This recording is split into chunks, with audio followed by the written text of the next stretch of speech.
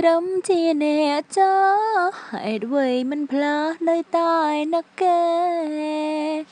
ចុះរូបខ្ញុំអ្នកថ្មីហេតុអ្វីប្រដូចមិនបានគេយំព្រោះអ្នកចាហើយកាខ្លាំងណាស់ព្រោះគ្មានម្នាក់នោះចង់យកខ្ញុំជំនួសបញ្ជួចិត្តដែរឈឺផ្សាស្រឡាញ់ខ្ញុំឲ្យដូចអ្នកចានឹកខ្ញុំឲ្យស្មើរូបគេចំណែកចែកក្តីស្នេហាទោះត្រូវឈឺផ្សាក៏នៅក្បែរខ្ញុំតួគេសំខាន់យ៉ាងណាក៏ត្រូវបដិញ្ញាបំភ្លេចរូបគេ